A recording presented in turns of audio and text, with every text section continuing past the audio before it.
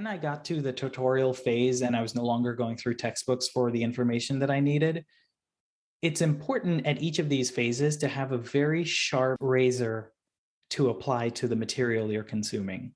So when I would go through a tutorial, even now, I'll still search for tutorials, but it's for like a specific answer to something. So like it might be, all right, which API call do I need? That's like the super easy situation. Like, but the next more difficult situation is something entirely new. Like, okay, well, now I've got my machine learning model to go through on my CPU. How do I do this GPU stuff? How does the GPU stuff work? Like, get a few terrible explanations from the tutorials and then immediately use that.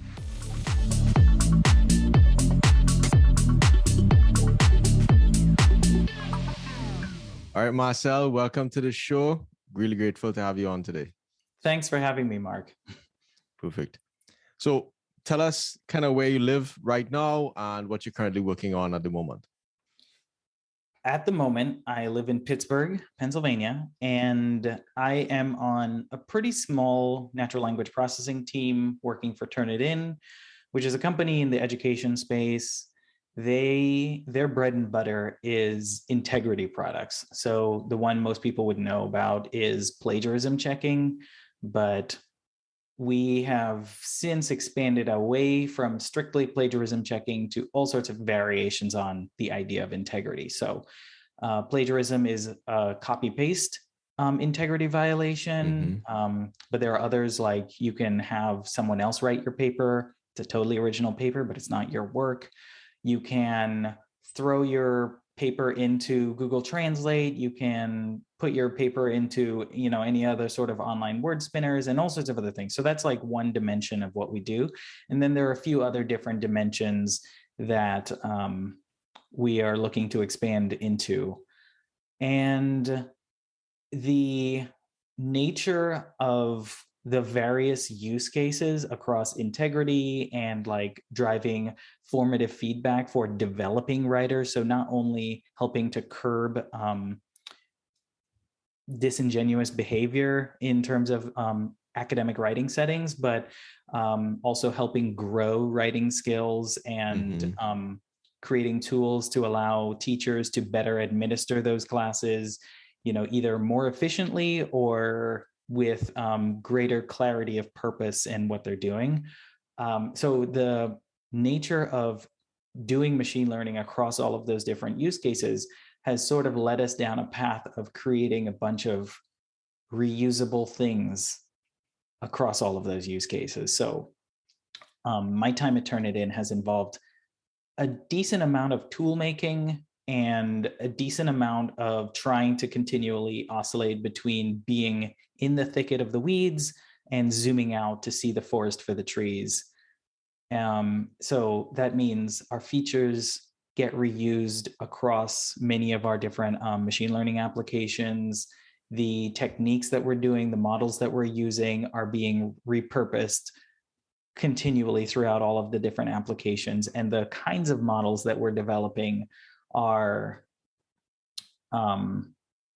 pretty fine-grained and get bundled together a lot. Okay. So it's a really interesting brand of how to do machine learning. And I think also another very important thing that has been top of mind a lot recently with my work has been sort of the manner in which we've been able to get explainability almost for free based on our history. Okay. And how we have sort of carried that forward as continuing to have it top of mind and also to bend our approaches even as we start using more of these big neural networks and like big language models and yeah, exactly. Okay. Trying to maintain and not lose all of that explainability. That's a pretty hard problem to solve. And I think the problem that you're working on at Trinidad has always fascinated me, because imagine I'm a writer. Well, I'm a student. I have to write about topics that have been written before, and there's a fair amount of literature on it already. And then how do you now compare my writing style against another student's writing style, let's say locally within a class, and then, broadening that out to, okay, let's look at these essays from this school versus another school. That's an interesting problem you're working Yeah, on. and it's not only essays and long format writing. There's some of the other products through acquisitions and whatnot involve short pieces of text. So you might consider like responses to short answer questions, responses to short answer questions in the STEM topics. And then I don't know how you consider like nursing and law and all of that stuff, but the nature of the kinds of exams that are delivered for those topics have texts that vary quite differently from academic essay style writing, and or like even like academic journal style, paper style writing for like research papers. So I guess for law, you probably have to be very, very particular in the way that you pose your arguments and things like that, right? Yeah, it is. The various use cases are quite different, both like from the obvious level and then also how it affects the implementation of what you should do and whatnot. So I think that's also a very interesting, not challenge, but additional consideration that threads itself through everything. Makes sense. So we do the show to encourage people from the Caribbean region to pursue data-driven careers. Share with us your view of how you think machine learning, AI, tech, right? You have all of those backgrounds and what those types of data-driven careers will play a role in the Caribbean's future, and even extend that to, I would say, our generation and the next generation down, such that what's the world going to look like that they have to interact in? Oh, that's a really good question. I have a bit of a myopic view on that topic. And then also there's the like more strategic view. So bad news first, my myopia says that the barrier to entry for data science and machine learning is simultaneously low and high. I come from a non-traditional background. I don't have a PhD, and I don't have a statistics degree or anything like that. And so coming into machine learning, I arrived at just the right time where the interfaces that were present for me to interact with were high level enough that I could sort of opt into the additional complexity of figuring out what's going on under the hood, right, as was necessary, and is actually quite necessary these days, because even though those interfaces are decently high level, they're really broken because people are churning out these features at a breakneck pace, even some of the big shops. So it's necessary to know what's going on under these interfaces. But even still, even though the interfaces now are forgiving enough that it allows someone to come in with minimal information and sort of pick up what they need as they go, I think I don't foresee everything being cleaned up and buttoned away quickly enough that you never have to think about it. So like in whatever language you use on your day-to-day basis, you don't ever think about how does this sort function work, especially in Python. You're like, it's just a sort or it's just a set. Who cares how it's implemented? You can't be that way with machine learning, about any aspect of machine learning at the moment. And I don't foresee that changing for the next decade. Interesting. Ooh. Right. Maybe decade is too strong because things change fast, but maybe 5 years at least, 5 years. And so that means you can't necessarily obviate away all of the education necessary, however you acquire it. And I think in the Caribbean in particular, things are so chaotic, or stratified, I think is a better way to think about it, that the outcomes of people who have access to that kind of information sort of implies that we're not going to see as many of our potential brightest and best even have access to that information to start consuming some of that and contributing and participating. Oh, that's heavy. Yes. Pretty heavy one. I warned you. Yeah.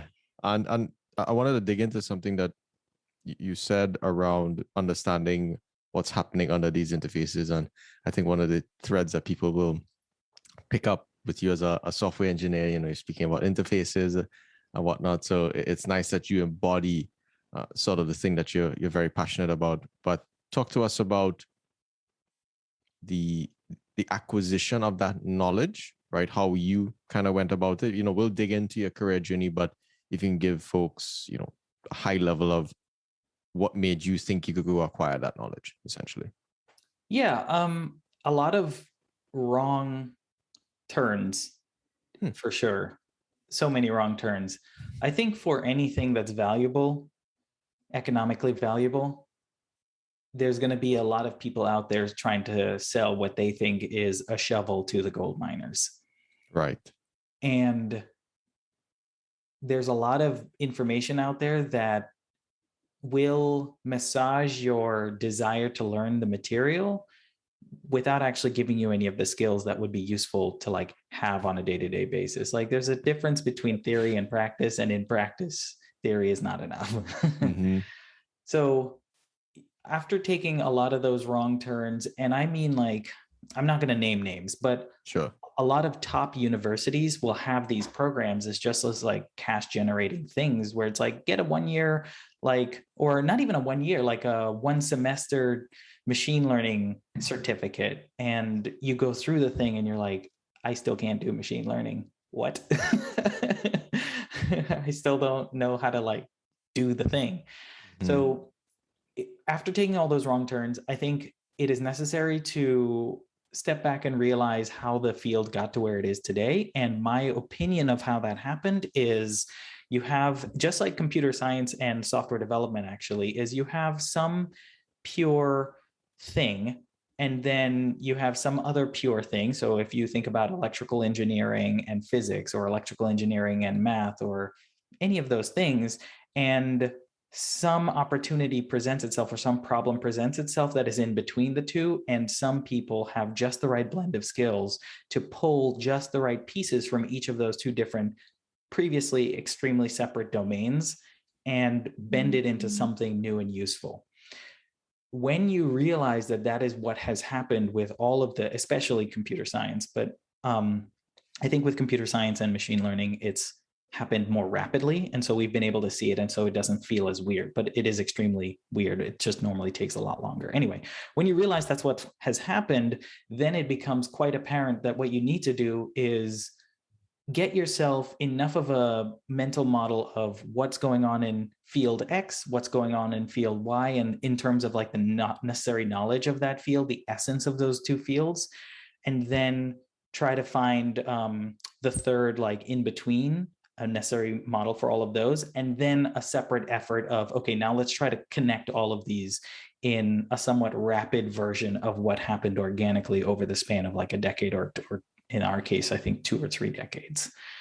So you're essentially distilling down to, okay, there are these courses outside, there's field X, there's field Y, but there's this essence of knowledge that you need to essentially master, and things that you need to be able to do in order to be proficient at your job. Yeah. So if I were to speak less abstractly, someone at one point knew enough mathematics, specifically linear algebra, calculus, optimization theory, like convex optimization and all that other stuff. And someone also knew enough computer science to know, okay, GPUs exist. These are the various ways that we can write programming languages, and these are the various kinds of software level optimizations we can do, et cetera, and knew enough of those two things to then say, okay, if I want to solve this unique problem of how do we create a mechanism to do this kind of learning, or mimic this kind of paradigm, how would I do that? How would I combine these pieces of information? And then they combined it. And if then you would like to replicate that, then you have to learn, okay, in isolation, I need to understand statistics. I need to understand linear algebra. I need to understand all of these things. And I also need to understand these other things in isolation. And like, you have to sort of work your way back through the exact path of the persons who invented the field. Mm-hmm. And I think that's the way that a degree program, especially like a PhD, will just sort of like automatically have baked into it. But when you try to go through these courses, they're trying to get you, they have their own agenda, I think. and this is my highly biased opinion, they have their own Yep. agenda, and Hmm. it doesn't necessarily align with the mastery that generated the field in the first place. Yes, that makes sense. And one of the things I want people listening to hopefully pick up is that level of mastery that you aim to achieve. That's one of the things that I kept with me when I first met you at one of those machine learning conferences, and it was actually a very applied machine learning conference. So I appreciate you calling that out. So in the first segment, we'd like to dive into your career journey. So tell us, let's start from way back. Tell us where you grew up. What were you like in high school in terms of your disciplines, interests, strengths, weaknesses, and the reason why I call those out is to provide a map for others that if they resonate with you, like, hey, Marcel was able to do X, Y, and Z. And if they have one or two, if they fit three of the four things, they have some type of projection or some data to build a model, let's say, right? Yeah.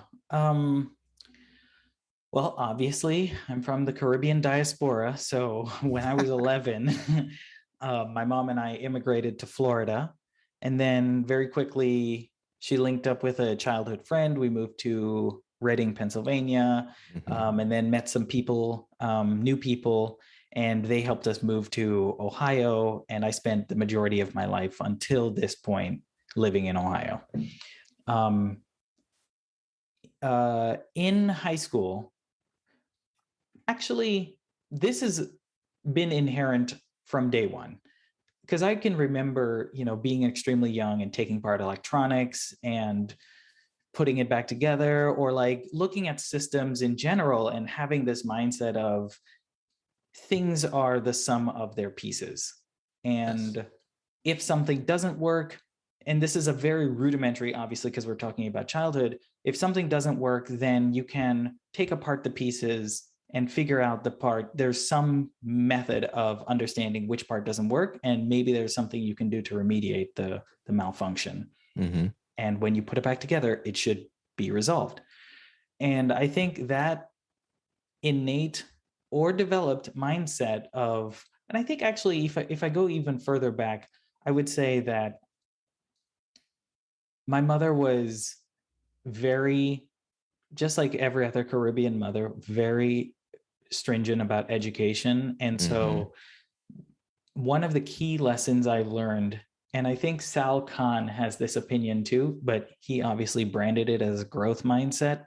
But back when we were growing up, that term didn't exist. But essentially, at no point was I ever praised for being like, quote, brilliant or anything like that. Right. I was just always given by my mother some sort of arbitrary, it wasn't arbitrary, she had some sort of grand plan or whatever about it. I think she was just taking the material from the following grade and giving it to me a grade early. But anyway, she would give me this material, and it would obviously be unintuitive and difficult because that's what new feels like. And the expectation is that at some point I'm going to get it. And we just have to keep probing at the material and keep trying and trying and twisting and twisting and twisting our brain, or my brain, until it made sense. And so that discipline to stick with the discomfort of learning something truly new never left. And so you just get really uncomfortable being horribly uncomfortable, or really comfortable being horribly uncomfortable. So anyway, fast forward, I'm in high school, trying out all sorts of things. And I remember, since I moved a lot, as you remember in my story, in every move, or every situation preceding the move, I remember being interested in something, but not quite having the opportunity to like pursue it. So then in the subsequent move, I would immediately, that would be like number one on the agenda. So on one of those moves, I pursued music because I remember being in the previous situation and thinking, oh, this person I know plays this instrument and that instrument, and that's so cool. So anyway, I move. When we moved to Ohio, I walked into the band room and I said, hey, I don't know how to do any of the things, but I'm interested. Is there a role for me here? And so that was kind of like a crucial journey. And I think high school band in general is like a weird place, but finding that tribe of people, and then also finding the other little niches of people who are interested in all the nerdy things that I was interested in high school, allowed those things to foster in a completely like random search kind of random walk kind of way. Mm-hmm. So also in high school, which for me, when I skipped 2 grades and then repeated 1 grade because then, I wasn't adjusting very well after the 2 grade skip. And so I repeated 1 grade. But anyway, in that time, I had found some computer nerds, and one of them in particular. So we were maybe 13 or 14, I think probably 14. And he'd already had like probably 10 years of experience. What? I know. I mean, his family were very well off, so he had access to a lot of things. And so, but like I think he didn't finish high school. He just got a job. And now that I've like gone back through his resume, it's very impressive. So like by the time he was out of high school, he had already had like 20 years of experience somehow. At any rate, he made me aware of so many different things, Linux being one of them. Mm-hmm. And I remember desiring a computer, but obviously not being able to afford one as a child. And so then my girlfriend in high school at the time, her father had just like upgraded her computer. So I just got all her old computer's parts that didn't work. And so then I started scrapping together my computer, and obviously Linux is free. So you throw Linux on there, and obviously Linux in the early 2000s was not the most user-friendly. So that like the barrier to entry is just like, you have to learn a bunch of stuff if you want the outcome of having a computer that works and continually maintaining it. And so having all of these experiences of like meeting a group of people that foster your interests and like that working group kind of mindset, and then also having the idea of music, not only because of music, just it's good for your soul for lots of reasons, but music, just like sports, requires that determination and stick with itness that I think translates to everything. Trying to train your brain to repeat muscular patterns, because the instrument that I played was the trombone. There are no buttons on a trombone. There's just arbitrary locations in space that sort of seem like the right place to be. And so how do you train your muscles to stop right when they need to so that you have the right pitches? It takes a long time. And when I left high school, tragically, I guess, but I mean, obviously it worked out fine for me. I didn't think I was smart enough for any sort of engineering, even though I was pretty curious about computers. Oh, no way. Yahweh. The US education is a whole other topic, but that's neither here nor there. But anyway, so I decided to study music because I was still very passionate about it. And at that point, I'd become quite good at it. So I went into a music program and started dating eventually a girl who was a pure math major with the intent of becoming a doctor. And I would like look over her shoulder when she was doing her work. And, obviously as she was going through it, puzzling through it, I was there puzzling through it with her. And I'm like, this stuff makes low-key make sense. So after that relationship didn't last, I had developed enough confidence in my capabilities to learn anything. And given so especially in music school, the barrier for what is considered good and what is necessary to be, quote, good is just like sit in a practice room for 8 hours a day and just like drill this thing. It's extremely tedious and extremely purposeful. And I think that determined tedium, purposeful combination translates super well to everything. So when I switched over and I decided to like downgrade, change my major and all this other stuff, it all worked really well and the material just clicked super easily. And my opinion is that because of my experiences in high school with all the various computer things I'd done, that I was primed to learn software pretty easily because I'd already sort of struggled to learn software because I was trying to write programs in high school, but unsuccessfully. And I'd done a couple bash scripts and whatnot and try C++. And it's like C++ with no guidance is a bad experience.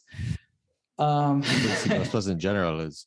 It's probably not the best experience. Yeah, I think that's a fact statement too.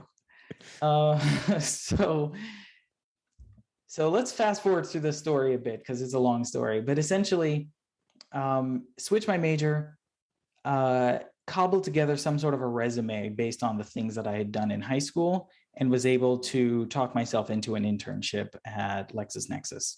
Mm-hmm. Then chance encounter and apply for another internship at a tech accelerator and parlayed that into my first job at a startup as the first employee. And Nice. through all of this time, I didn't really have nights and weekends, but not because of any sort of like draconian, I'm trying to like make it. I think if you have that, that is like it's kerosene in the sense that it will help you burn hotter, but not for as long.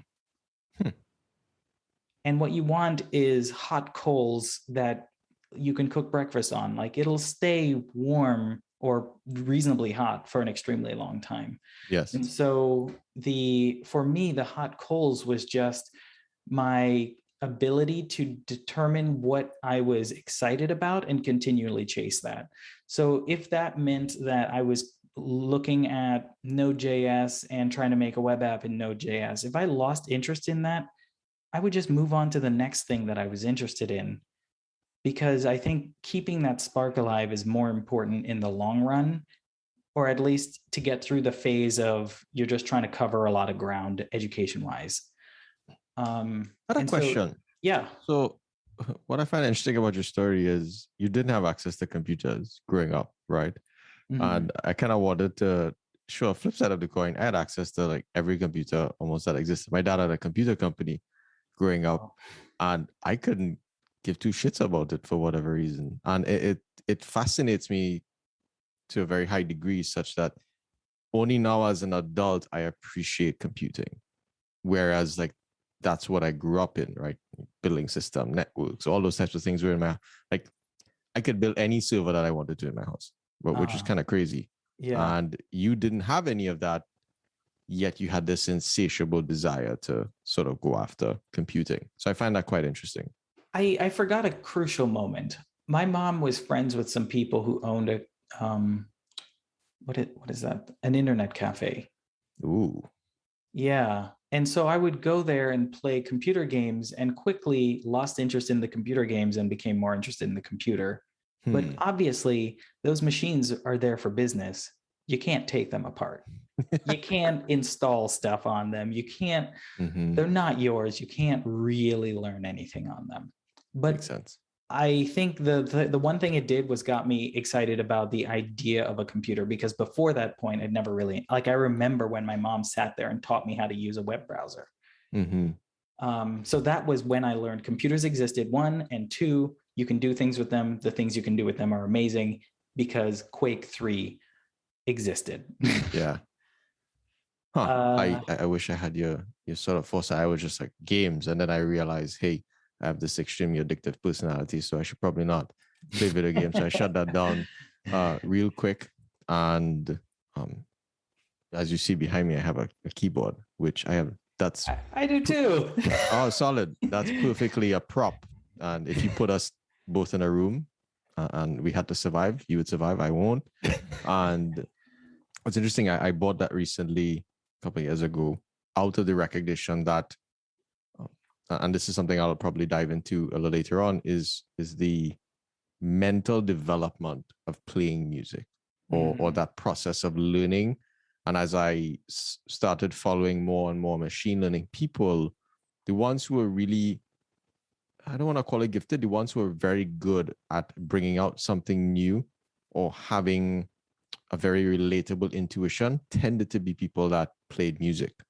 And that got me very curious about, hey, there's a whole part of my brain that is just dead because it doesn't know how to think in that particular way. So any thoughts there for folks that are listening? Yeah, I was alluding to that earlier. My intuition about the mechanism that results in that thing that you've observed is both that music forces you to adopt this certain work ethic, in order to even get the most basic things. And every musician, no matter what level, their level of mastery, when they start a brand new piece they've never seen before, they start it the slowest, like tediously slow, comically slow, even if they're incredible. And it's because it's just, that's how it goes. That's the process. There is the process. And so that obviously, that metaphor translates very easily and very naturally. The other side effect, though, of doing something like that, of ingraining something inside of your bones, is that you don't have to think about it once you've done that part, and you can now make higher level connections. Right. And so I think if you can get to that point with any material, whether it is the mechanical adaptation of moving your body to create music, or understanding back propagation well enough that you can then say, oh, well, if back propagation works this way, which I understand thoroughly, then I should also be able to do this thing. Or if neural networks work this way, then the reason mine isn't working is because, and make some sort of what seems like an illogical leap or a non-connected leap. Okay, great. And one other quick thing that a friend of mine recently, he has a RAS, so he was kind of explaining to me some of the philosophies of Rastafarianism, and he was saying, hey, music is a technology, and that's something I'd never really paid attention to as a thought, like it's a technology. So what's your thoughts on that statement? Oh man, I have so many thoughts. I totally agree. I had this one moment, and this has repeated throughout my life since I've been very intimately connected with music. But I remember being in undergrad and having had a really rough day and coming home sort of disoriented by how addled my brain was from that rough day, and like frantically searching through to find this one extremely specific piece of music to go play that piece of music, not myself, but just to like listen to it. And as soon as I found it and I hit play, it was like everything in my body just like unwound, and I was just able to like, oh, and it was, I think the only metaphor that I feel is appropriate is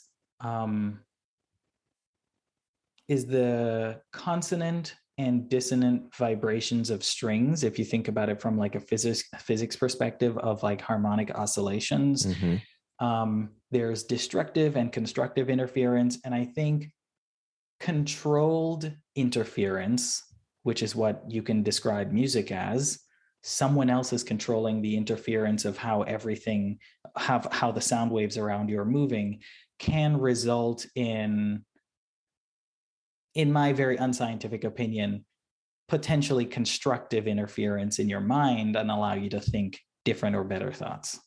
Wow. That's a cool way of looking at it. We'll keep the music thread going. So can you continue with your career journey so far, as you hopped into your first startup internship that you snuck your way into as a point number one? Yeah. So essentially, if I were to roll through that zone pretty quickly, I was frantically learning new material, but not out of trying to, continually upgrade my life, but I was just like frantically chasing the motivation and of whatever I was interested in. And a natural result of that is covering a lot of ground. And amplifying that is being in a startup where there's more things to do than people to do them. And so you just end up having access to a lot of things that can be done. So you can cover a lot of ground. And so I did that. Then once I was done with that startup, someone I had met through that startup was starting another company, and I became the first engineer at that company as well. That's Dave, and which they just IPO'd, by the way. Oh, wow. Yeah. Cool. Ooh, hey. It's pretty cool to see that like come full circle. I'm like, oh wow, they really did the thing. What problem were they solving?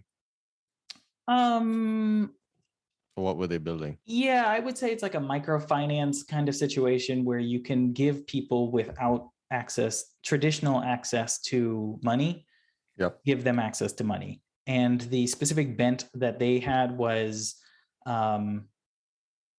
people who need money regularly don't necessarily need hundreds of dollars or thousands of dollars. They're just like always short on a couple of things. And so their problem actually, well, okay, so Dave is interesting because that was my first blush with machine learning. Ew. So Okay, so you maybe, are a software engineer and then you got to experience some type of machine learning there. yeah, well, I in the pursuit of solving the problems that the Dave platform necessitated, I had the idea that the few bits and bobs I'd heard about machine learning might be a thread I wanted to pull on to see if it could help me solve my problem. Hmm. So it was an entirely like practical endeavor to start going down the road of machine learning. Yeah. You weren't like, hey, I want to go get this big salary. I'm going to look at machine learning, or I heard Yeah. about this. It's just like, hey, that could probably solve the problem. I'm going after it. Yes, exactly.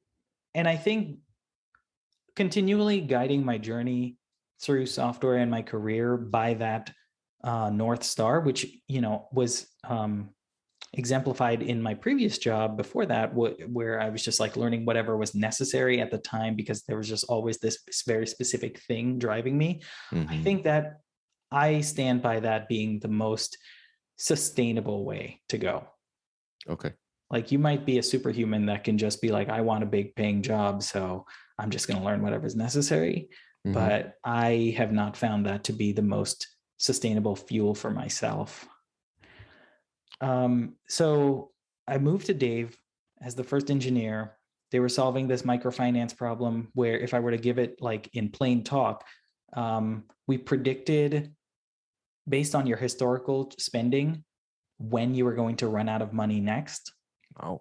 And try to give you like a forecast, like a weather forecast of when we think you're going to run out of money so that you can way ahead of time borrow some money, a small amount of money, so that you can bridge that gap and Yes. not get an overdraft fee and all the various other negative consequences of running out of money, of which an overdraft fee is literally just the beginning.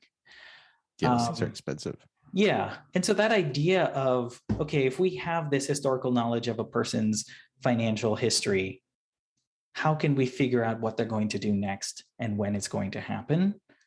Now with the wisdom of hindsight, I can see, and all of my machine learning knowledge, I can see that, yeah, that is the perfect problem for statistics and math to be applied. And that historical problem exists everywhere. Oh, yeah. I mean, that's like the generalized statement of what, statistical inference is. It's given historical data, can you predict a new event that, has the same features as the historical events? Quick question. Yeah. In that time, what would you like? Would you rate yourself as an expert software engineer at that time, or you were just really good at getting things done and understanding the problem? Tell us some thoughts there. Yeah, I wouldn't say that I was my current aesthetics say that I wasn't what I would call good until 3 years ago. Okay. Mm-hmm. And I would say at that point, I was in very much the middle of my journey. Okay. And I'm not saying that I'm at the end of my journey now. I have very nuanced thoughts about all of that. But anyway, I was definitely still in a point where the landscape of what is just like base level necessary to be effective and do all the things that you need to do as a general software engineer, especially in the context of startups, is huge. If you were to know as little as I knew then and go to like some giant company, you'd be totally fine. You wouldn't even notice that you didn't know something. Oh, I see. Okay. You would But in be a startup growing. environment. Yeah, in a startup environment, you're continually slapped in the face with all the things you don't know and the extreme consequences of getting it wrong. Right. Like I made a lot of mistakes, a lot of very public mistakes. Ooh. Yeah. Like I would make a notification system and it wouldn't work. And someone would be like an angry customer. And because it was a startup, I was like on the line with that customer, like, oh, let me fix your account. Let me go into the database and fix the thing. It's a good experience, though, right? Would you say? Yeah. Trial by fire can be good if the fire doesn't like cook you to death. You don't want to get third-degree burns. You just want to be hot stoved a little bit. I like that one. So at Dave, I discovered that machine learning might be an approach to the problem that I want to solve. And I started like pulling on that thread a little bit. I started going through Andrew Ng's course and, picking at the corners of it. And not everything makes sense because you don't realize that even though he goes through this course super gradually, generally the people that are able to like go through that and then do something after it with that knowledge have had a certain background in mathematics. Yes. So I was able to cobble together some sort of system that did something for the forecast. And then actually, this was also my first blush with natural language processing because bank transactions, if you've ever looked through your bank app, are garbage. The names of what you're like, I don't even know what this is. What is CHS? Who is this? So wrangling that text of what the transaction name is into something that you can show to a person in an app to say, hey, you're going to spend $10 at Starbucks in 3 days, and that's going to make you overdraft, was a problem that I didn't even know natural language processing existed. And I just like solved the most intuitive way that I could, which was to look at the patterns of bank transaction names. And I recognized that there was a pattern. There's like institution name, which has probably been a few letters dropped for truncating, the total size. And then there's some information here. And the institution name usually shows up in a certain part of the string. And like noticing all the different patterns and then creating like the most impressive amount of regex I've ever written to like essentially in this particular sequence, look at this part of the string, regex through this part of the string, grab this bit, look at this part. If you don't find it here, look here, and then do these things and all sorts of different manipulations. And it was like horrendously complex, but also fit together beautifully. And even in retrospect, I still think it was the right move. And it required no network calls. So like I didn't even have to go to like one other solution I came up with was, well, if we had the time, we could call the Google Maps API or, something to like render this name through a search engine to see if the search engine can find something more realistic for this and then rank the results and match it that way. But this required none of that. So no network calls. It was crazy fast. After that job, I moved to Ernie. Ernie essentially did price protection. So if you bought something and then later at some other location, the price dropped, or even at that location, the price dropped. I think it was only at that location. At that store, the price dropped. Ernie would automatically file a price protection claim for you, and you could pocket the difference between what you paid and what the price had dropped to. And that involved a lot of like browser automation and, typical software engineering type stuff. So that was the end of my machine learning journey for a while until after Ernie. So I met a woman in Los Angeles, which is where all these jobs were. And she, my current girlfriend, had just gotten into her master's program all the way in Pittsburgh, Pennsylvania. And so I was like, well, do I want to stop this relationship with this person I kind of like that is going pretty well, or do I just want to move across the country? So we packed up and moved across the country. And so along that way, you got into machine learning because of a relationship? Is that what you're saying? I'm just kidding. I'm not going to refute that. But we took like a month. This was a great journey, actually. We took a month and like rolled across the country and did a lot of rock climbing and mountain biking and all sorts of stuff. So we chilled. But across that time, the next thing I was looking for was, okay, I've done the finance thing. It doesn't feel as good as I wanted to. I've always been passionate about education because I've had to learn things like through. At no point in this journey that we've talked about thus far have I ever not been learning. Yes. And so anyway, I get the job at Turnitin because it fits all the bill of all the things that I was interested in. And they were looking for a machine learning engineer.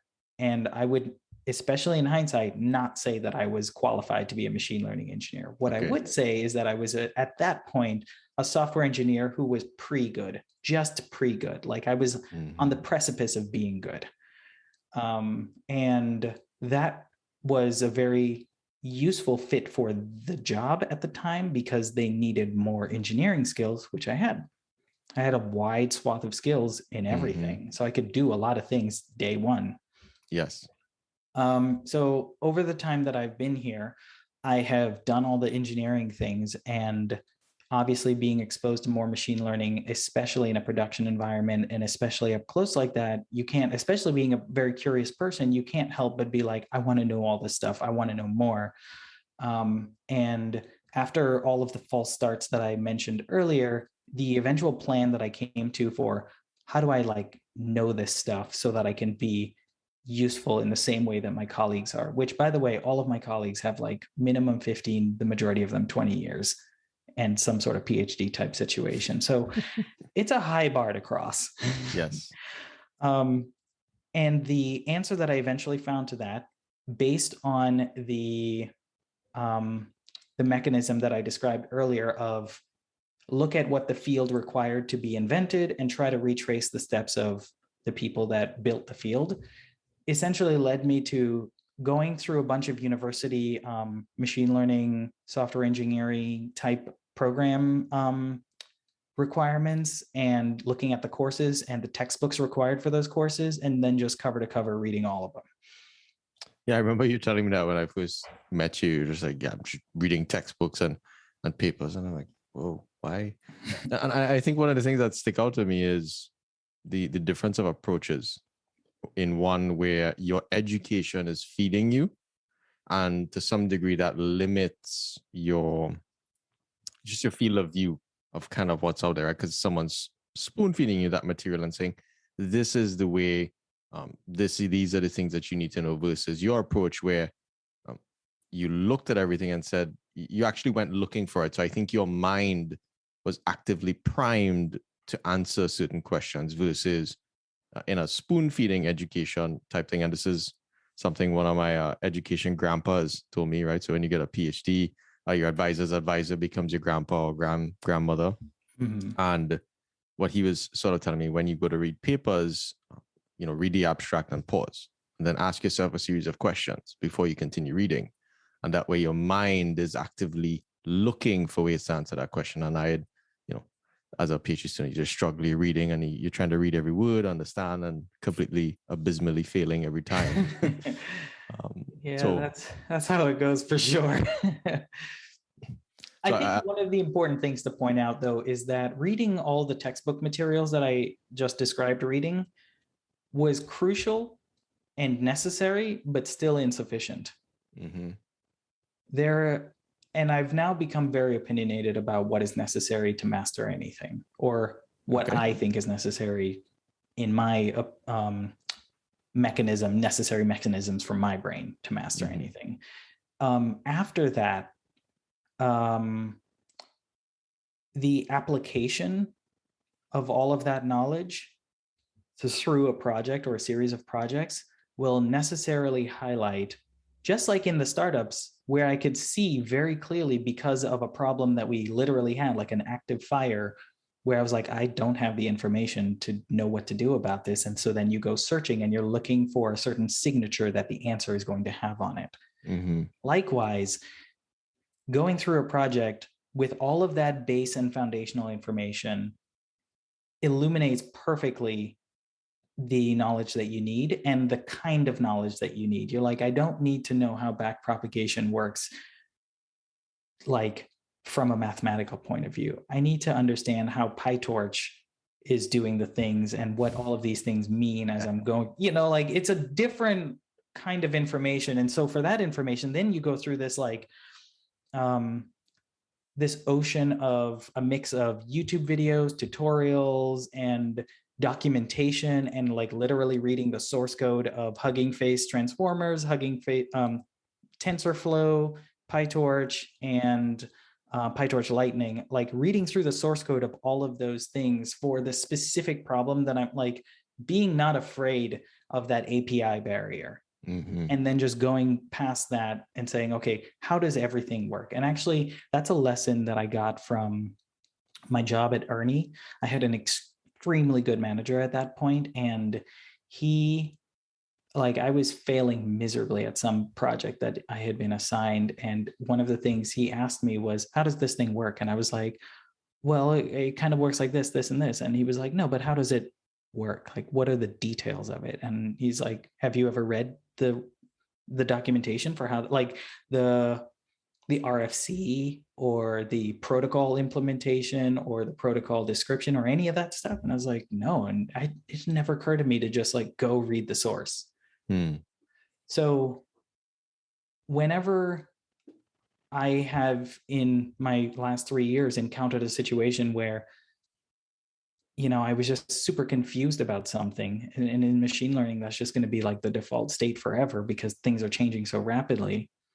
The only answer is to go read the source and try to puzzle through how this connects to everything, what the original implementer did, and like really make sense of it as if you had wrote it yourself. That's a very powerful statement. And I think again, a much deeper appreciation for that at NVIDIA. So like prior to my entry in NVIDIA, okay, you thought the world was a single GPU, right? Okay, you get one GPU and you're doing machine learning or you're doing deep learning, but in reality, production systems run thousands of GPUs or hundreds. And how do you now do distributed training across hundreds or thousands of GPUs? That's a software engineering problem. And I've become a lot more sort of like yourself, opinionated as to what a functioning data scientist will be able to do, right? And there's functioning data scientists in a big company like Facebook or Amazon or Google versus a functioning data scientist, let's say in a startup, where I personally think software skills will take you, so much further because of all of these API layers that have abstracted all the statistics and things like that. Not to say that you don't need to know them, as you're saying, you definitely do need to know them to figure out why algorithms are converging or getting good results. Yeah. So yeah. And actually, you mentioned that NVIDIA has sort of catalyzed you to learn more about the GPU situation and some of like how that all works. And I actually, within the last month, have been going through the NVIDIA source code and documentation for how the GPUs work. And it's like, I have this intuitive understanding from my day-to-day work, but then understanding literally the layout of the GPU and the GPU architecture and like what determines when information gets passed into and out of the GPU and all of that stuff has just made everything so much easier. Well, I'm gonna throw a wrench in your whole process there, because a big paradigm that's happening now is you don't communicate with the CPU anymore. You load that data directly onto the GPU because you have in the GPUs you have bigger caches, and this is where I'm getting to the edge of my current knowledge. I'll go with your particular paradigm, current knowledge, because I'm digging in more into architecture as well.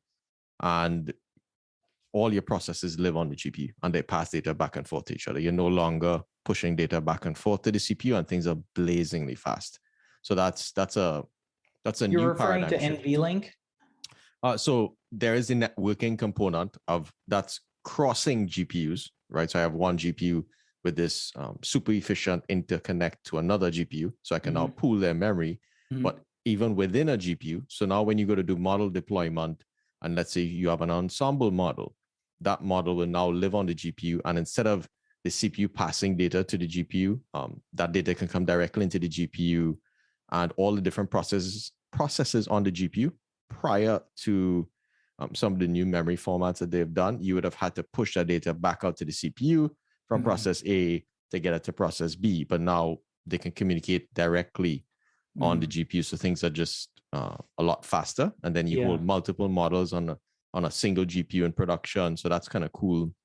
Something I didn't think about. You're like, oh, you have a GPU, you have a model, it's serving requests, and you didn't think about how can I actually fill this thing up and get the most bang for my buck, right? So little things like that, you won't learn in our course, which is sometimes kind of sad when you go through school. Yeah. And I wish they would make like, I think if they spent the first month of a course just really giving you visceral understanding of how much it is necessary to understand the nitty-gritty details of everything, Mm-hmm.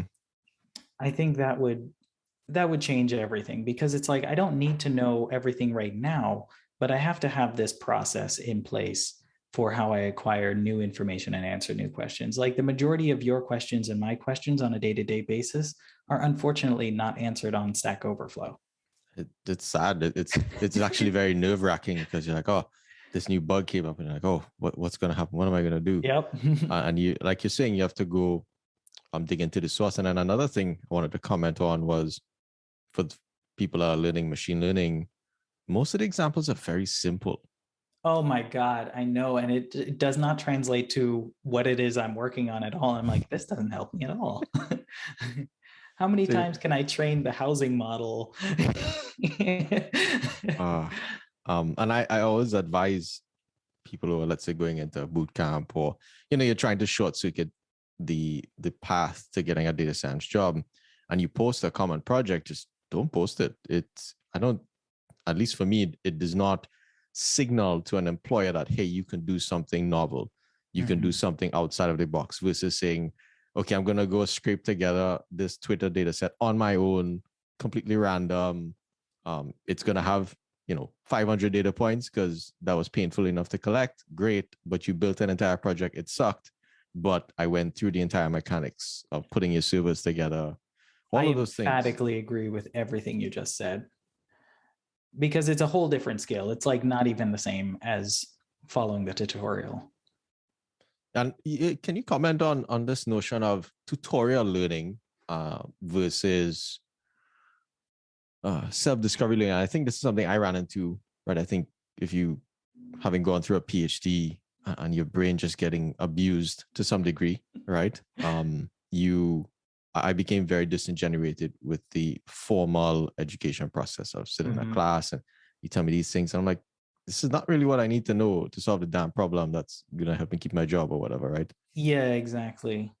So when I got to the tutorial phase and I was no longer going through textbooks for the information that I needed, it's important at each of these phases to have a very sharp razor to apply to the material you're consuming. So when I would go through a tutorial, even now, I'll still search for tutorials, but it's for like a specific answer to something. So like it might be, all right, which API call do I need? That's like the super easy situation. Like, but the next more difficult situation is something entirely new. Like, okay, well, now I've got my machine learning model to go through on my CPU. How do I do this GPU stuff? How does the GPU stuff work? Like, get a few terrible explanations from the tutorials and then immediately use that to see, all right, there are some holes in this, and I've read enough of these or watched enough of these tutorials to see the thing that they're not covering, because something still doesn't quite make sense. And so now go to the material that is even more direct, like the documentation, if it exists, or the source, and then be like, okay, none of this makes sense, but I can start to bridge the two and spend the mental effort and the literal sweat trying to connect them. And when I say that, I mean like it's the same muscle you use to understand the textbook material, but now you're applying it to, okay, the textbook material still exists. It's in here, it's buried in the source code. And the thing they're explaining in these tutorials poorly is also buried in the source code. So how do all of these three perspectives on this same one hazy entity correlate with each other? And how do I make them coherent? Oh, that's beautiful. That's what I live every day when I wake up. I'm like, okay, I'm gonna deploy this model and let me go dig into BERT. Oh, I just have this big, huge API wall. What's happening underneath? Yeah. What can I do? The Great. Hugging Face Transformers documentation is simultaneously amazing and bad.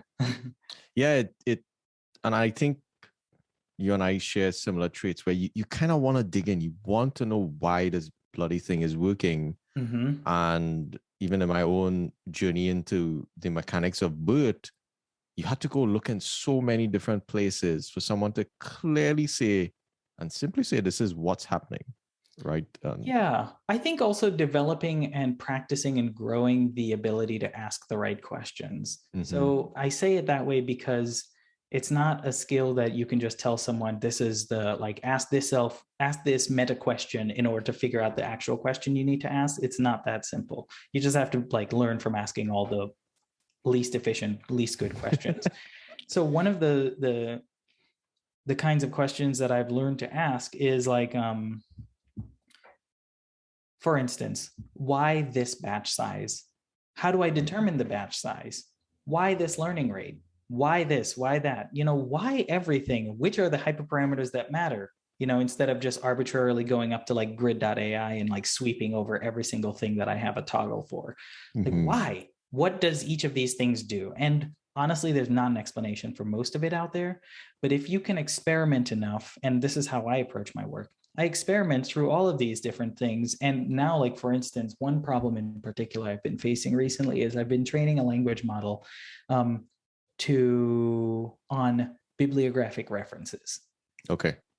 And I had a few hypotheses about what language model I should start with, like which architecture, and the mechanism that would make the training, quote, work. Work being defined by have low training loss or validation loss.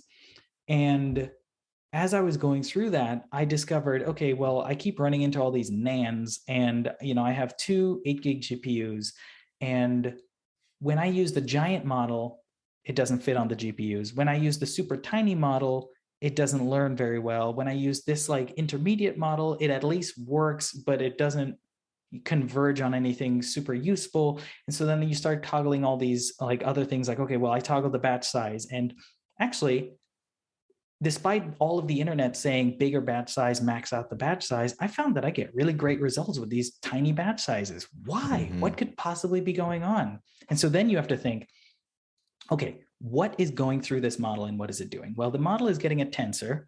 The tensor is of a certain size, and my data exists of a certain size too, of a certain number of like real tokens versus all the padding. And the model has these attention heads, and these attention heads will attend over these. And so if my tensor is super big, and because my model is super big, then the attention's really diffuse. So maybe if I make my actual real data very small, like come up with an explanation. Kind of focus in almost. And yeah, like a hypothesis. And so then the hypothesis I came up with was, okay, well, if I have a small batch size because my data is very small and I truncate my data to a pretty short size, I was truncating at 12 tokens. Then, and I use a small to medium size model with a reasonable number of attention heads, then I might be able to saturate my model by allowing those attention heads to like super attend, like basically give them so little data to work with that they're just like hyper focusing. Yes.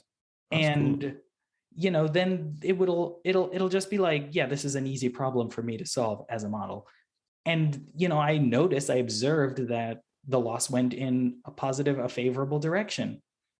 And so like it's that kind of, if I do this, what happens? Why? What is possibly happening under the hood? Because of the information I have from having read the textbooks, I can say, okay, this is what the model is doing. So that's how it all fits together. But it's like being able to ask those kinds of questions is a grown, learned skill that fortunately for me, I'm on the other side of, but I don't have great wisdom for telling someone this is how you can develop this. Interesting. So I wanted to ask a question around, your experience as a machine learning engineer. What would you say to folks thinking about that as a career, especially software engineers who would make the left turn or the right turn or run into the wall of machine learning engineering?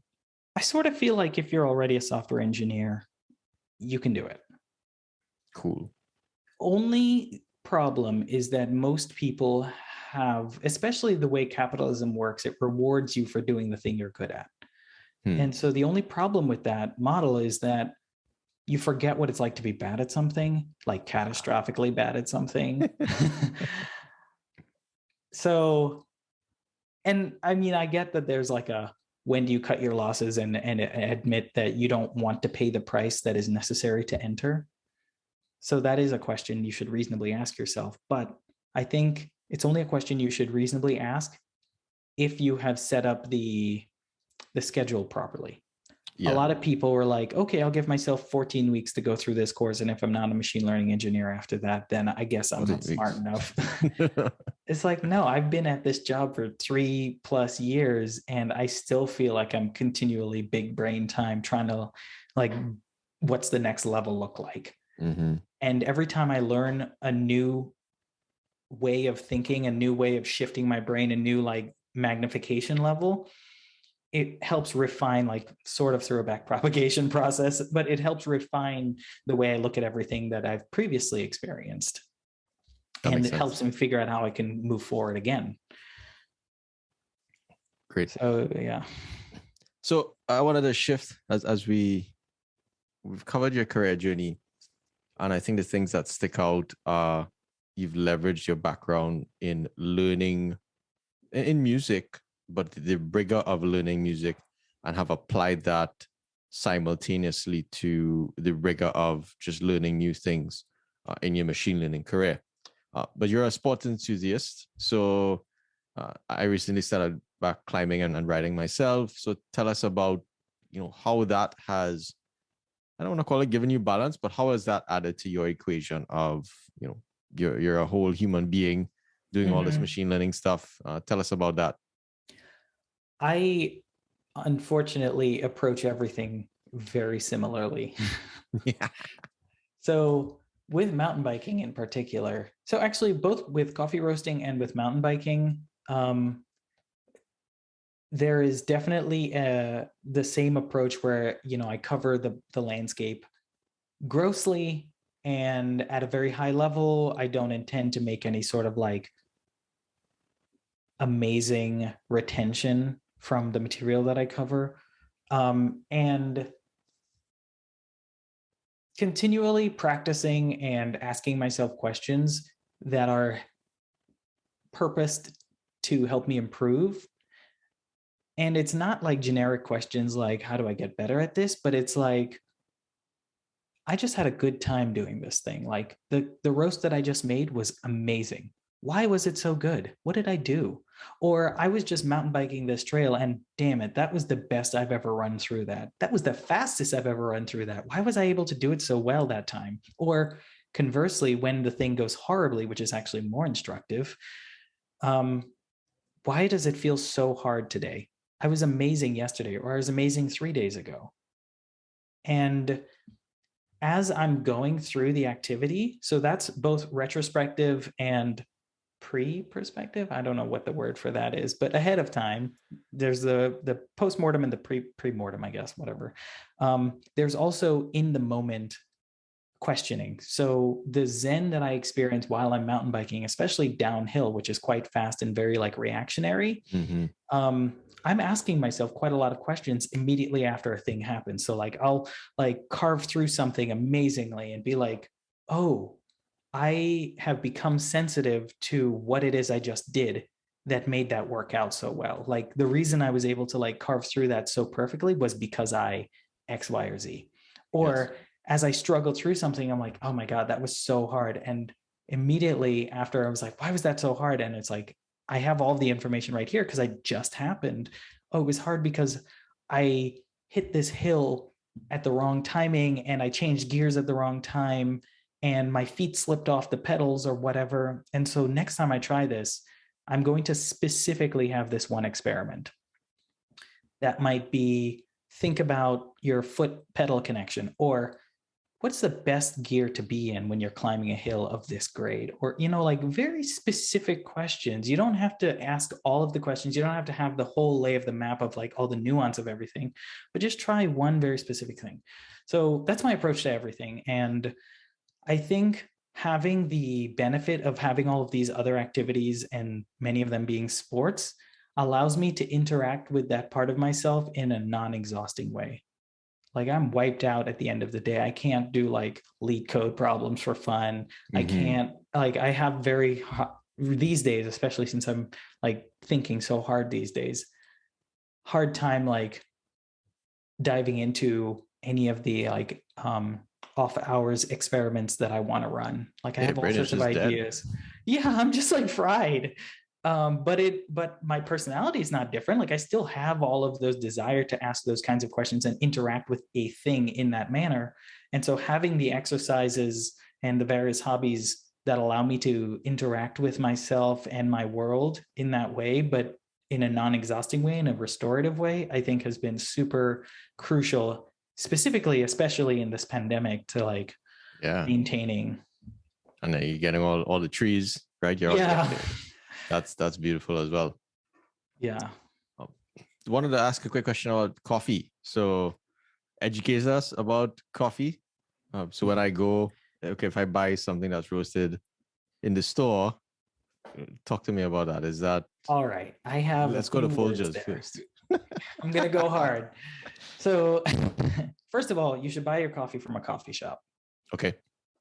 Because even if your favorite coffee shop sells coffee at the grocery store and the coffee shop have opposite incentives. The grocery store wants to hold on to things for as long as possible to give it an opportunity to sell. I see. And so therefore, you're just not going to be getting fresh coffee at the grocery store because the date they're giving is a sell-by date. Whereas the coffee store is giving you the date this thing was created. So you can know how far am I from when this thing came into existence. Yes. Whereas that's not a question you can ask or answer with the grocery store numbers. So you're brand for brand, same brand, you'll get better quality at a coffee shop. The next thing is in the roasting process. So the way coffee flavor. So first of all, I hate coffee. Okay. threw me for a left one there, but okay. Yeah. So I was never a coffee person. And then one day I had like this mind-blowing espresso. And if you have your own opinions of espresso, I don't know how much like, what your relationship with is, but most people don't like espresso straight up because it tastes bitter and bad to them. And I agree. Most espressos do taste terrible. But I had one mind-blowing one that literally tasted like flavored blueberries. And I realized that espresso and coffee in general could be so much more. Right. And what I actually hate was not coffee or the flavor of coffee, but the flavor of bad coffee, which is most coffee. Okay. And the way coffee works is it's kind of like wine. Yes, it's kind of like wine. When you see all those fancy, like hoity-toity descriptions of a wine next to the bottle, and they're talking, yeah, like they're talking about all these fruits and vegetables and all these things that you're like, none of that was related to the process. It's not like they're flavoring the wine. Where are they even getting like dried fruit from? The processing plus the actual harvest of the item. So in the wine case, it's grapes, has an intrinsic flavor profile to it that gets carried forth in a transmutated form via all the processing. So in the grape case, it's drying and, all the other winey stuff that I don't know. Coffee, it's the same way. If you have coffee from a certain part of the world, which was grown at a certain elevation, which has a certain kind of climate, which was processed in a certain way, and was then roasted in a certain way, then what you're getting is the signature of each of those things I just mentioned when you finally drink it. And often what happens is the last step, the roasting step, and then I guess even one step further, which is the brewing step. Yep. Destroys the information from the preceding steps that might have been really great, delicious information. And so that's the way I think about roasting, which is it's an entropy process. How much information should I artistically destroy to reveal and preserve only the thing that I think is the good information to preserve, and without adding too much of my own thumbprint onto this? Or maybe that is my thumbprint. My thumbprint is my artistic decision of how much I've chosen to elide versus preserve. Dude, you're gonna have me freaking out about the espresso that I'm drinking every day. I'm an espresso fiend and want to be coffee snob, which I need to get more educated. Basically, light roasts essentially preserve the majority of the information. Okay. That's why you want to go for light roast. It's not because it's intrinsically better or worse for some other reason than you get a much more clear understanding of the flavor of this bean. So like straight up, I'll roast a bunch of different beans and I'll be like, these were all amazing roasts. I did not screw anything up too dramatically, yet I don't like this bean. So you got to actually see what the true profile of it was. Exactly. And so that's the thing with coffee is if you go to a coffee shop, like the reason to go to one coffee shop over another, if you're looking for like a really amazing experience, is you can gauge just looking at their light roasts, like how far did they go? Will there be enough flavor profile information in there for me to actually understand whether or not the bean that they are serving me is going to taste good to me? And then from there, you can develop your own preferences and be like, well, I like things that are juicy and sweet. So I like beans that are from this region and that region, or that were processed in this particular way, because those things have been, in my opinion, or my observation, associated with the flavor profiles I enjoy. Very cool. I have much deeper appreciation for what I'm about to drink after this call.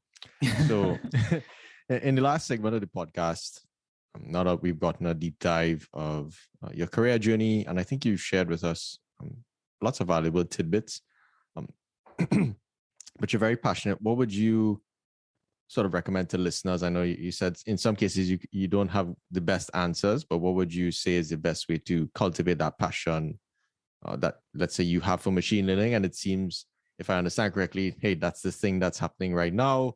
Until that fades away, it'll become something else. But if you can recapture that, what would you say? Yeah, I guess before I answer, I want to call out one specific thing, which is that the precursor to being able to be passionate about anything is resources. You have to have the privilege of resources. Wow. So whether that's like, I know several women who are trying to break into either software engineering in general or machine learning in particular. And one of them has all the time in the world and enough money to be able to like make these pivots and invest the sweat. And the other one is literally a mom of a teenage daughter and has a full-time job and all that other stuff. And so it's like, she just is like strapped for time. And, this doesn't even allow you to figure out what your aptitude is. Yes. You're just cut off at the knees. You're like, even if I could be good at this thing, or even if I would be terrible at it and couldn't, decide to quit or whatever, I'll never know because there's this like handicap. So before you can even figure that stuff out, you have to have the ability to invest the time and discover the mechanisms that work for you. So in my case, I guess 3-step process is get a lay of the land, reading foundational material. So there's nothing practical involved whatsoever. Then very quickly move on to project-based, or like try to cobble together some project idea, nothing like prepackaged, a project idea of my own, and then struggle through going through that project, but with the purpose of using that project to generate good questions to figure out what's missing and how do I connect the theory to the practice. And after that, it's a process of refinement of, okay, now I understand how to prepare data. Well, there's like Andrew Ng has that whole data-centric AI movement. Preparing data is now like a whole art in and of itself. And so then there's the art of training models, there's preparing data, there's optimizing models, and all of this stuff. There's all these things you've got to deep dive on, ideally all, but start with one. Pick a thing and try to refine your process for that thing and rinse and repeat. Yep. And I guess that's based off of, what's coming at you in that moment as well. Yeah. And I guess one last thing I would add, especially since your podcast is focused on potentially people who are transitioning from something else. One fortunate detail of my particular circumstance is that I was able to get a role that allowed me to do this full time and be able to contribute right away. Yes. Okay. Huh. And so I was able to like continually turn the ship very gradually by continually providing valuable, service to a company that allowed me to pay my bills and whatnot, and do all the things. And at no point did I have to pay the full price of like just eject from the industry for a year to like retool. And that's something I've been thinking a lot about, especially for professionals where you want to transition into machine learning. I'm like, get a backdoor job into a machine learning company and you get to know the data scientists there. You understand the infrastructure. So when a rec opens up, you're like, hey, I know all your tools. I know how your data works. I know all you guys. Let's go. Right. I And 100% your agree with that. passion has so much more benefit to the company. So Yes. yeah, happy you brought that up again. Hey, I want your opinion on this thing. Have you read the book So Good They Can't Ignore You? Yes. What are your thoughts on it? I mean, I totally agree. Okay. However, it's difficult to fully not feel bittersweet about it because if you're a non-white person in the culture of America, you've always had to be so good they couldn't ignore you. And I think we'll know we've made it when there are a hell of a lot of mediocre black and brown people in professions. Whereas right now, when I run into people that are non-white that are doing, all the things that I spend my time doing, I'm like, they're probably very good at it. Yes. They're probably amazing. And they generally have been. Because you just have to be. You have to be. That's wow. That was deep there. The last couple of questions I have, what 2 pieces of advice, and I know I may be asking you to repeat certain things, but let's call it out explicitly. What 2 pieces of advice do you have for a high schooler, a person in college, and a professional? For a high schooler, I would say assess all of the things you like doing. And I don't mean end level things of like, oh, well, I like dancing and I like playing this instrument and I like my science class or whatever. I'm saying assess everything you like from a brain level. And for me, if we look back at a survey of everything that I've done with my life, it's always been from day one. I like puzzles and taking systems apart and putting it back together. And like, I like tinkering with stuff. And whatever activity I did, it always became some mechanism of tinkering. Like when I was a musician, I wasn't only an instrumentalist. The thing that I liked about music was composition. And so music theory was like my reason for being in music, is because that was the puzzly aspect of it. Yes. So figure out what it is you like about all the things you like. So make the survey of what all the things you like, and then figure out the aspect of it that is shared across all of them. And then map that back to a career or a list of careers, and then sort those careers by which one pays the most. So literally at every point in this process, you're optimizing for things you're A, good at, B, like, you'll enjoy this thing, and C, will give you the life and the freedom to live the life you want. And I think many people are ill-advised by well-meaning people in their life or by professionals, and either skip or get wrong one of these 3 pieces of advice I just give. And they'll just be like, okay, I'm just going to sort by the internet, like what's the top paying careers right now, and then just pick the highest one. And it's like, that was me. It's like, yeah, you could be an astronaut.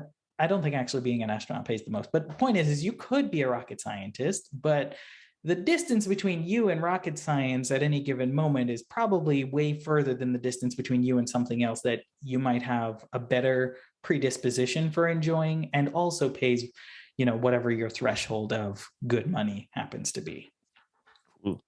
So a college student, you would I would say the same some thing. Of that in there. Yeah, but by the time so I'd say the process is the same always, but at each stage, you should already have pretty clear set in stone answers for certain aspects of this. So like by the time you're in college, you should know the things that you like, and perhaps even decent answers for what it is you like about all of those things, as far as it relates to like the kinds of tasks your brain enjoys doing. Yes. And you should also have a better awareness of like careers that are out there. Like, don't ever get into college and be like, I'm just going to underwater basket weave. And I'm sure there's an underwater basket weaving job with that title out there. Maybe make sure, maybe figure out that answer, get that answer. And then if you're like out in the field, like, in my case, I was just a generic software engineer. And then I moved to software engineer at a FinTech. other fintech, wearables, and all that, like embedded type situation, making iPhone apps and Apple Watch apps and Pebble apps and stuff like that. Throughout all of those things, discovering, it's sort of like repeating the process that I just listed, but specifically only in the domain you're in. Mm-hmm. So, okay, I know I'm in software now, but there's so many kinds of software. I could be an operating system developer. I could be a compiler engineer. I could, write firmware for, routers. There's so many things you can do. You have to now go back through and maybe do a weekend project in all of those things, or like read a few textbooks in those things, like try to get a visceral understanding of where you would like to be if you're not already accidentally there. And then watch this podcast to figure out how to get to that point. I like that one. So the other question I have, we are trying our best to encourage people from the Caribbean diaspora to leverage some of that background in their professional careers. So can you maybe comment on how your Caribbean heritage may have contributed to some of the successes that you have had? Any thoughts there at all? Oh yeah, this is another possibly weird thing to answer. So I think being from the Caribbean puts you in like an ethnically ambiguous place, which in the United States can be advantageous. Whether or not, like, I'm not saying you're like actively going out there and pretending to be one thing or another, but I'm saying like you might fall into a bucket of people's predispositions and prejudices that happens to be advantageous. And so that's one aspect of it. That's more of a, you can't really control who you are kind of aspect of it. But then another aspect of it is, I think Caribbean culture, a lot of it is very education, like I remember David Rudder, when I was growing up, had a song about, little black boy, go to school, learn, get your education. Like that, I think it's pretty well understood throughout the Caribbean that education is super important. Yeah. And I totally agree with that. The more you have to be a builder, build something. And furthermore, I think that being from the Caribbean gives you a multicultural perspective that is becoming increasingly important. Like, I think the African American experience and the Caribbean American experience in their origin share a ton of similarities, also have a lot of differences. But I think the union of the two, if you can understand both of them, you can contextualize yourself and your life in such a way that it can make you better at whatever it is you're doing. So in the case of machine learning, I'm extremely sensitive about taking the pains to make the AI that I bring to the world fair, just, equitable, and like I have a better sensibility of the mechanisms or the manners in which it might be unjust, unfair, or inequitable. And the corresponding repercussions of that, right? Like exactly. You might be the one on the receiving end of it. Exactly. Exactly. Great. And you shared a lot of life principles, but if you could define them quickly, what are 3 principles you live by? I find it very painful to be bad at things. So one principle I live by is to quickly determine the things I care about and throw myself into it. So fall in love with things. Okay. I shouldn't say fall in love with things. Fall in love. Okay, I like that. So that, and that could be like with people, like you can, like the way I look at the world, you can then look at people that way and see people as this like fractal of, or I guess mosaic is a lot more friendly, mosaic of pieces that makes them up. And you can interact with and enhance and bring out some of those pieces that either may be suppressed or maybe connect with more. And then some of those pieces from them also will push you up as well, right? So I think fall in love is one of my principles. And then of course, this whole podcast was about falling in love with various things about software and machine learning. And then another principle is none of this means anything. I mean, it really doesn't. We're just here, right? We don't have the full picture of exactly how we got here. I mean, I spent a lot of time on YouTube trying to figure out like the age of the universe and how we got here, but that doesn't answer the questions that I have. And we're just here. There's no actual meaning to it. So try not to let yourself get caught up. And I'm very susceptible to this, to getting caught up into the maelstrom of whatever it is you're getting caught up in. So for me, especially with my startup background and my, all the various things about who I am and my personality, it means I'm prone to overworking and stressing myself out and like all sorts of other bad knock-on effects of that. Yes. None of this means anything. So just do what you got to do and then like try to experience something good. Ooh, I like that. Okay. And then I don't know if I could come up with a third one. It's okay if you can't, because those first two are pretty strong. Yeah, those two are the ones that like I'm continually reminding myself of, because obviously it's a practice. It doesn't come naturally, and there's nothing in our world that reinforces any good habits about anything. I would almost put that one as your third one. It's a practice, right?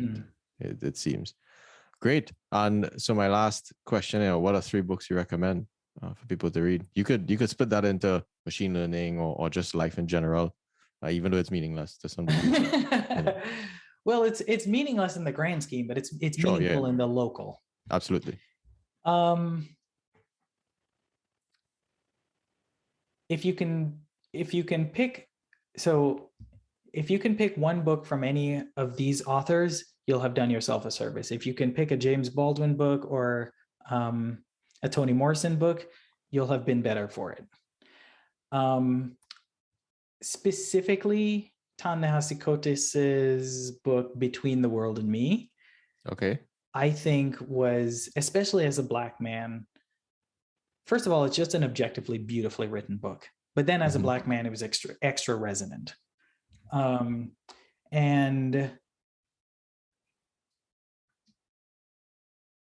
with machine learning, I think the way I want to hear your book for machine learning. Well, so the criteria for the machine learning book is this thing changed the way I looked at the world. Okay. And I think it was a confluence of when it arrived for me, and it was Christopher Manning's information retrieval book. Oh, really? That was the first machine learning book I read. I started with that book instead of The Bishop or the Hasty, and he's a great writer, and I think that allowed me to see the world in a whole new way.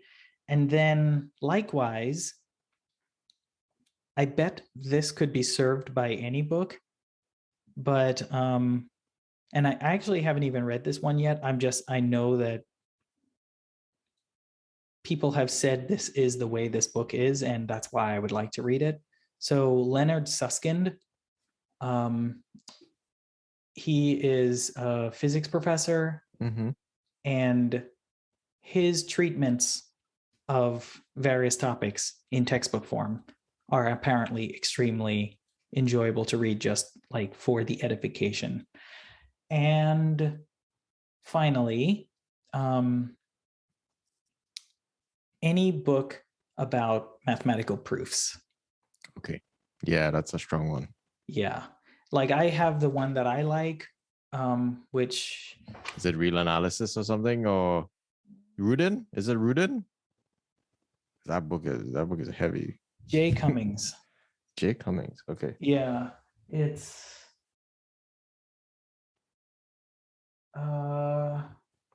one moment. Wait. I can find this. I'm on the internet. Yeah, and I think thinking about proofs or the mechanics of proofs, at least if you want to go down a super technical route, is a great way. And someone I just interviewed, Dr. Kokoram, who's a big professor at Trinity College Dublin. He made this very intuitive, but I would call it miraculous statement, such that when you go to solve a new problem, or like a proof, it's almost like you're looking into the future and maybe pulling some bits forward to just get you to the next step, so that you can, and you're continuously at each, you get to this level. Okay, let me look forward just a little bit. I don't know what the full picture is, and sitting in that ambiguity of not, there's no solution for this problem. So you're discovering it as you sort of move along. Oh, I totally agree. The title of this particular proofs book is that is by Jay Cummings, is a long form mathematics textbook. And it has surprisingly few formulae in it. It's like a lot of narrative. Okay. And it's really like, I think studying any proofs book probably will have this, you'll have this experience, but this one I think was very transformative for me, because it mirrors a lot of the kind of lens that you need to have specifically in software, but I think would be beneficial for everything in life. And just unraveling, like, if we were to like put it in an entirely different domain, unraveling the mechanism that created or that underlies the systems that we are experiencing. So like, you look at the proof that can be applied in multiple situations, like the pigeonhole principle or whatever. It applies in all of these different places. They look like different situations. They're all the same principle. And this principle is a fundamental truth and a fundamental relation based on this explanation, which is the proof. And if you look at anything in our world, especially in this world of misinformation and propaganda, that kind of lens, I think, is extremely powerful. Okay. Now you make me very curious about this book. So thanks very much for the time, and I appreciate all the lessons that you shared. I'll definitely be reviewing this quite often and taking some of your lessons, especially from the coffee side. And once again, thanks very much for your time. Thanks for having me. I enjoyed it. It was a really great interview and a lot of great questions. Thank you so much. Great. All right. We'll catch up with you soon. Okay. Bye.